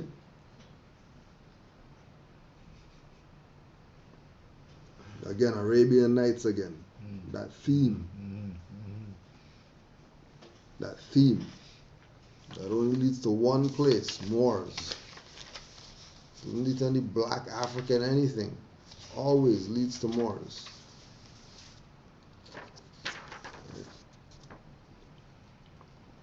That's him. With his pantaloons and his vest, the ghost face armbands. You know what I mean?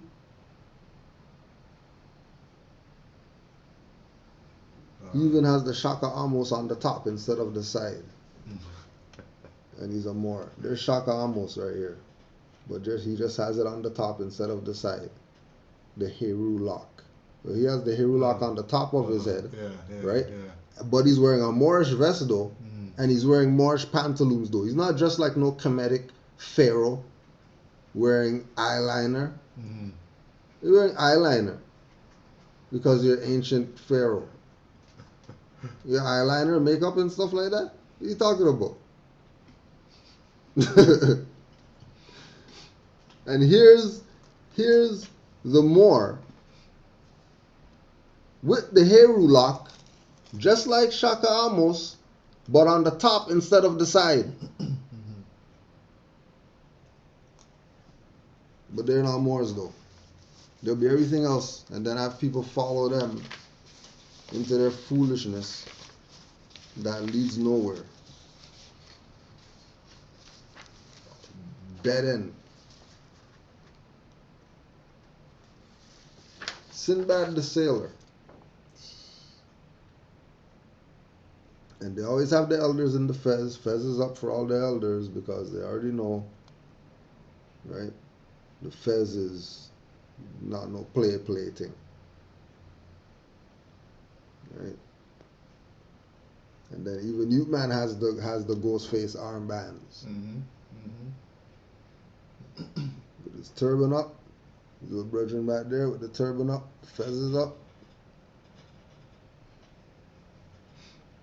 Your culture in some Sinbad.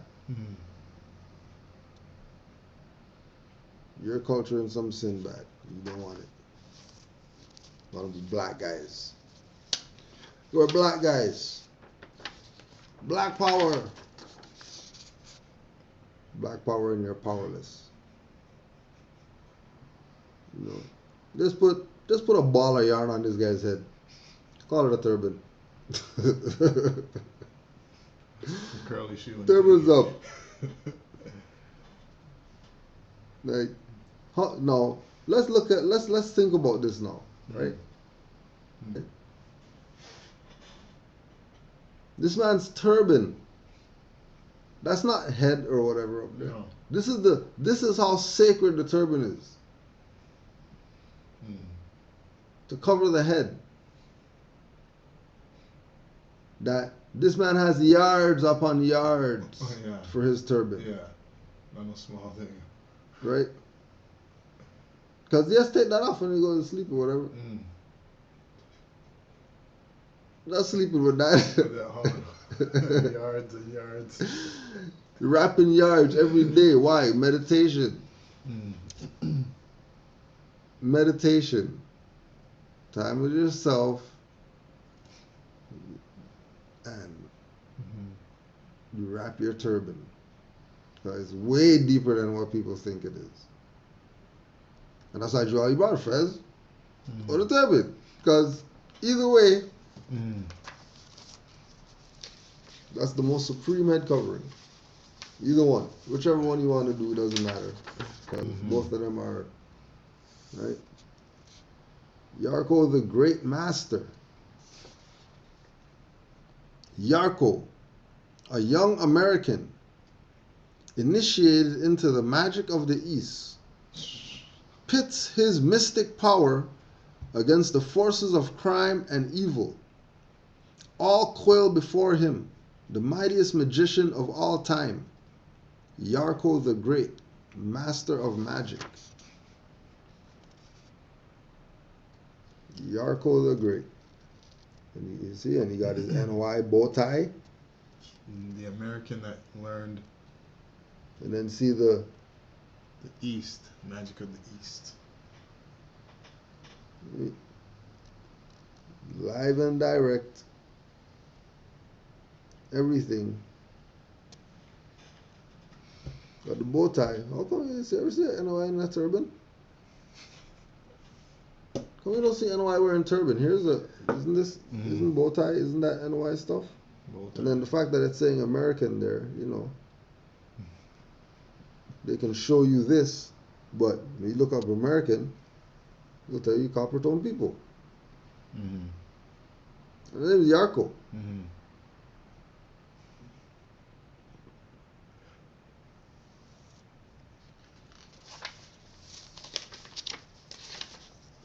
People could front all they want, fake, whatever, but you can't you can't fake these ones, right? Or a Popeye joke No. from back in the day. When Popeye has the turban with the feather, and then everybody who's around him they got feathers and turbans on. Fez turban thing. Even the both, and everybody's smiling. Everybody's happy. Mm. Dark ones, brown ones, lighter than brown ones, thick eyebrow ones, skinny eyebrow ones, long nose ones, circle nose ones. All the horses vibes. All the right. The general. You know what I mean? Straight. Letting you know what's up. And everybody letting you know. And I remember this from like 20 years ago. You know what I mean? Like I remember that seeing some of these and seeing some of these and getting sesame at the thing and crazy. Like it is so crazy how everything was right in your face. Everything right in our face. And then he's holding the chain.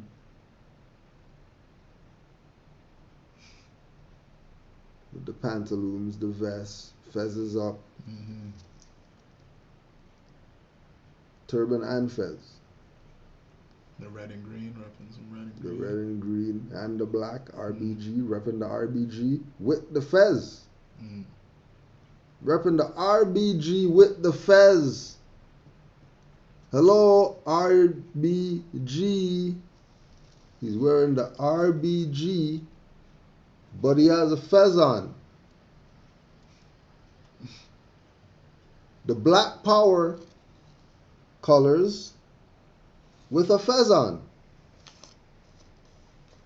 The Black Power colors with a fez on by Popeye. Let them know. That's for the Garvey'ites out there. Right? All the Garvey'ites out there.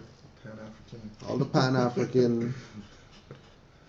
All the Black Power.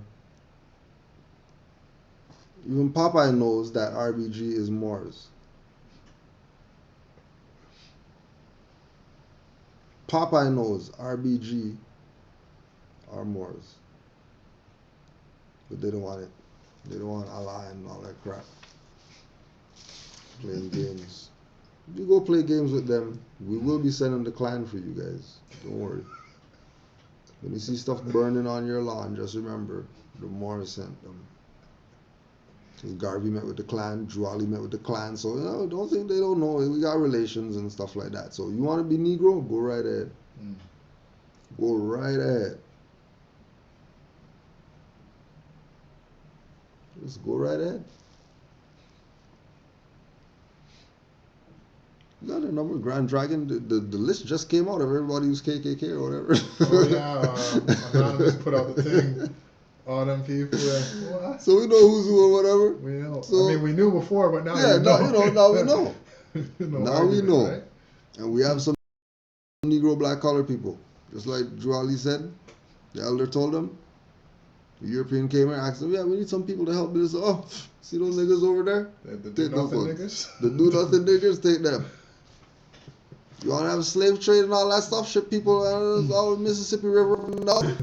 Take those guys right there. All those leaning up on the wall guys that don't want to do anything.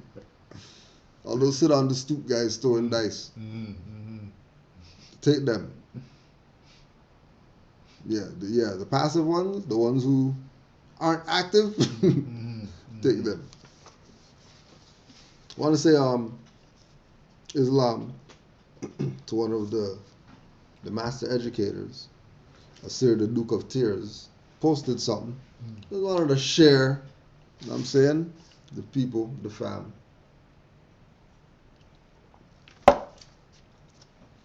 Because if this doesn't convince you that everybody's Moors and everybody knows about Moors, I don't know what to say. KKK already been called. They're on their way. Watch your windows. Probably more than half of the geographical intelligence that was subsequently incorporated into the Ming mapping effort derived from Muslim sources. Their region of maritime influence in the 15th century included the Indian Ocean, the Mediterranean Sea, the Red Sea, and the eastern Atlantic countries from South Africa to the Iberian Peninsula, that is Portugal and Spain. They also sent ships across the Atlantic Ocean under the auspices of the Moors. This is the Ming we're talking about. Ming Dynasty. Ming, Ming. That Ming there. Mr. Ling, Miss Ling. Yeah. Okay. The chronicles of the Song Dynasty, dated to the 13th century, reported that the Moors had reached a new mainland after sailing for 100 days west of Iberia. They called this land Mu-Lan-Pi, M-U-LAN-PI.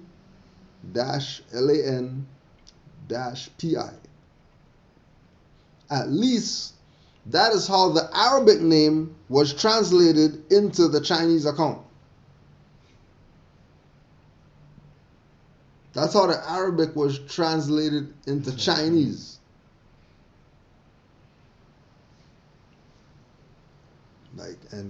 So just stop there for a second. Back up the train here. Yes. Hey, what? Tell us this, we go back to it. Okay, now forget the fact that they talk about Moors in this. Let's leave out that they said they talk about Moors. They're talking about a relation between Arabic and Chinese. So they've been Asiatics, like. What else are they? What else could they be but Asiatic? Why Nobujwali said your race is Asiatic. Today we say human because everybody's blended. Everybody's the same. Everybody says, "Oh yeah, we come from that one lady over there. Her name is whatever." Okay, so that means everybody's what the originators are. That's just what it is. It's already blending in and stuff like that. There's no real separation right now, like how people have in their mind. They're separate. Yeah. You guys over here, then these guys over here, then no, everybody has everybody in them. These guys down there. Like everybody has everybody in them.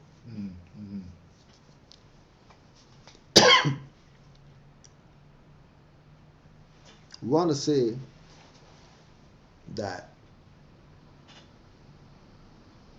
when you have individuals that present this kind of information right now, this document, like this stuff, right?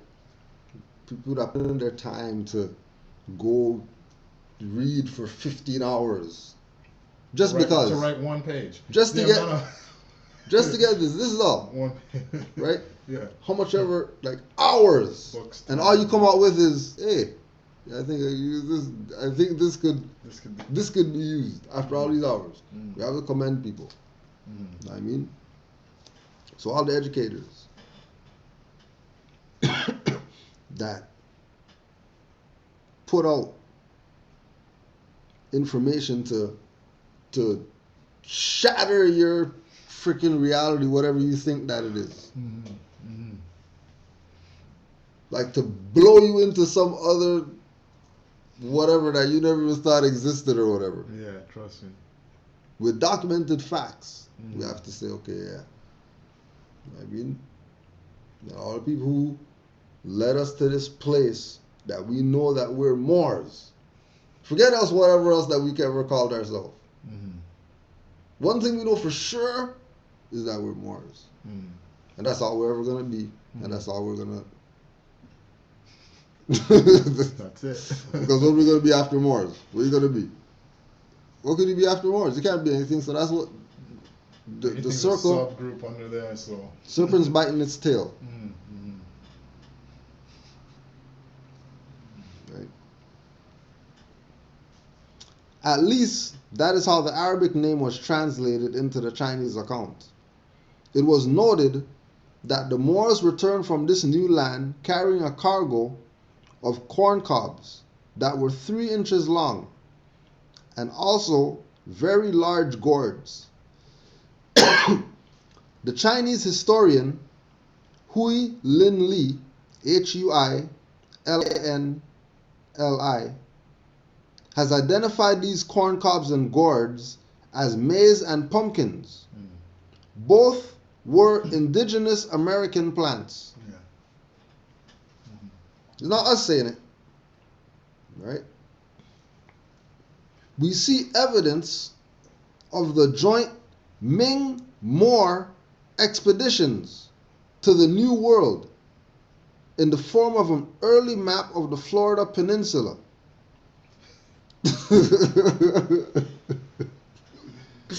Why don't you just want to be Moors? And if you're dealing with Florida, what Peninsula, type of Seminoles and all types? what type of shackles do they have on our people that Chinese people know that they're Moors? Mm-hmm. Mm-hmm. Like they know that they're Moors, like Moors. They know that.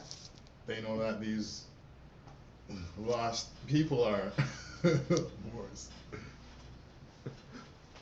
In 1436, the Portuguese cartographer André Bianco produced a map of the Atlantic showing a huge island that was situated far west of Spain.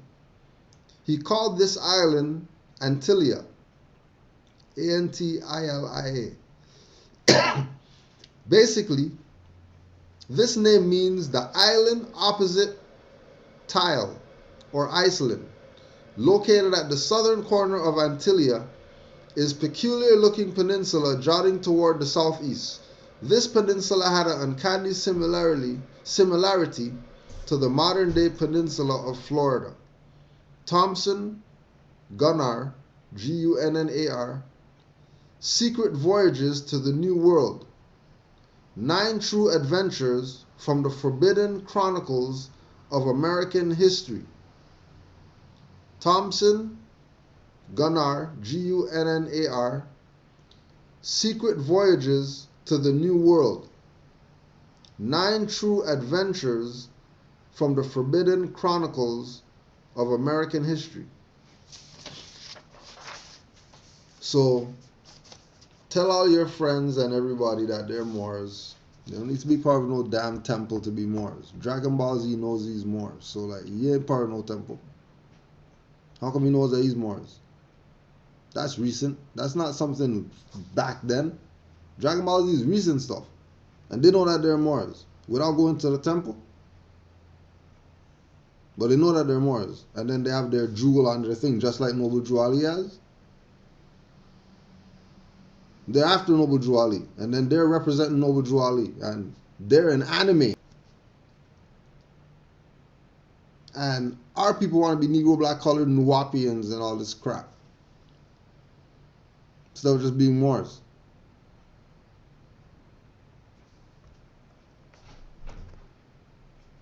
So we got one question. Just hit that quick fast. I have one question pertaining to proclaiming our nationality. The simple question is how. I've watched many videos, I've read many things that seem to all contradict each other. Some say one must go through the courts to nationalize and proclaim. Others say it is not necessary according to common law. I see many have videos that speak to what we must do to nationalize and make ourselves whole, but no one ever lays out a guideline as to how to go through the complete process. Why is that? Why won't anyone just make it plain? Because El Hajj already made it plain. Went to Mecca, came back here with a name, El Shabazz or whatever, Moorish name.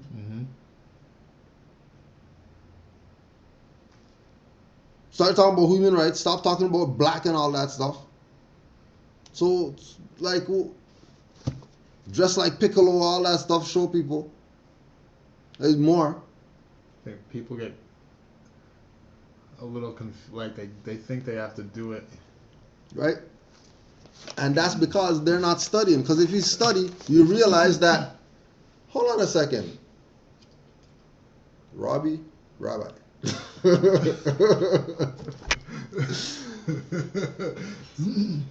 Robbie, so Rabbi. Now I'm gonna go around. If I'm jus sanguis, Like, right, then impropria persona. What papers do you need for that? You don't want the corporation telling you who you are, right? You don't need the corporation to put it on a piece of paper for you. That's the opposite of what you're trying to do. Obviously, you're not sovereign if you have to go to a court that's built by foreign people to proclaim your nationality. Obviously, you're a serf. That's not even right. Well, that's why. Yeah, 700 videos. How come we have 700 videos? Because we have a class on there telling you nationality is a mind frame. Somewhere in the 700, I don't know where. Somewhere in the map. In that haystack, there's a needle called. The good thing is that you have a search bar and all that stuff like that. It ain't hard to find. You know what I mean? Process been laid down, but people want to watch all this other crap over here instead of watch Canaanland Moors, and then they want to know how come this stuff is well. If you're dealing with polite, then you don't know what's going on. Then Right? If you're dealing with Taj, you're dealing with come on, Canaanland. come on, right? That's all you tell people. So those guys they think they're think nothing. It's not something that somebody could give you. Well, you want somebody giving you your nationality? Oh yeah, here's your nationality now. Say your name in front of the whatever. That's what your nationality is. Your nationality is birthright. That's why Noble Drawley said it, a birthright. So I said birthright. It's not some right that comes after that. I'm not giving this to you.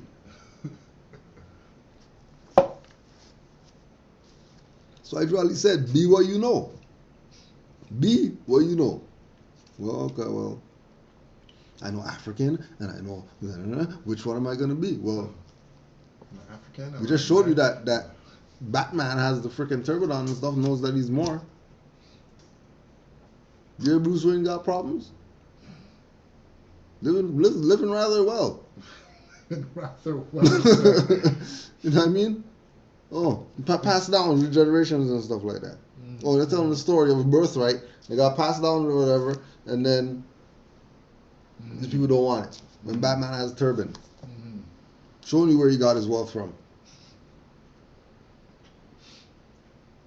Where else he get his wealth from? You're on the turban with a jewel. Well, he only did that one time. Well, you know. Once is good enough. What more you want? He has to do it 500 times for you to say, okay, yeah, boy, yeah. Every episode of Batman, he wore a turban, so now we'll say that he's with the Moors. Yeah. Okay. If that's like 499, now we'll say. If that's the kind of convincing that you need, then you're those people who Drawley said aren't going to be in the handful that's going to be saved. So Islam to all the Moors. You know what I mean? Today was a good one. One of those ones for the archives.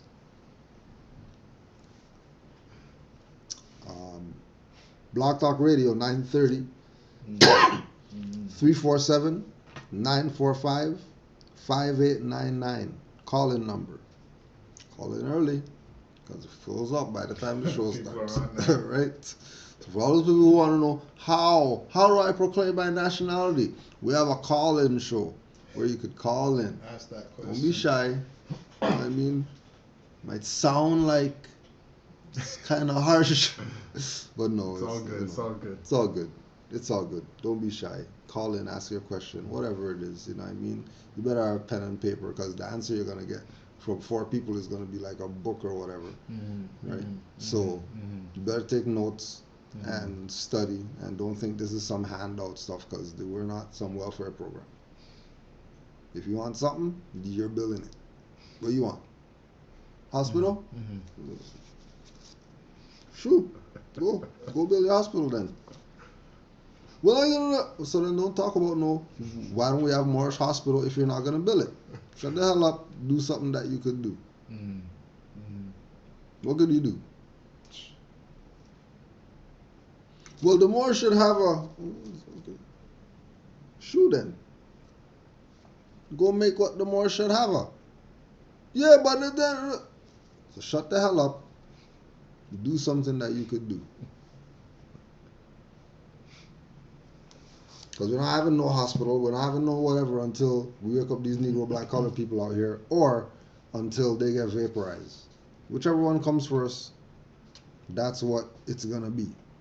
And right now it's at stalemate, so you know, we have opportunity, try to get as much people, only a handful saved or whatever, you know, so get who we could get.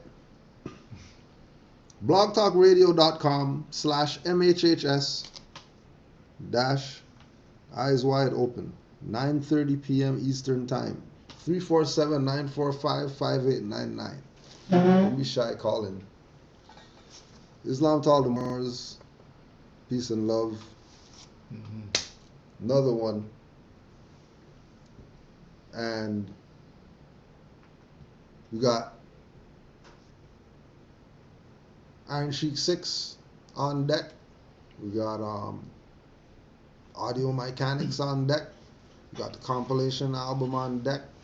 We got Best of Iron Sheik 1 to 5 mix CD coming. That one's gonna be pretty crazy. Best of Iron Sheik 1 to 5. You know what I mean? So it's gonna be pretty good. Let's just close out. 5 on the left, 2 on the right. Allah, the Father of the universe, Father of love, truth, peace, freedom, and justice. Allah is my protector, my guide, my salvation, by night and by day, through his holy prophet, Noble Jew Ali. Islam. Peace, Moors, and don't forget, you can get your, you know what I mean, your knitted, fitted. We also got the two-tone, you know what I'm saying? So you know what I mean? Bringing it back, right? Bringing it back. 77 Capitol Street at gmail.com. 77 Capitol Street at gmail.com. You know what I mean? And, you know, support the fam. Peace and love, Moors.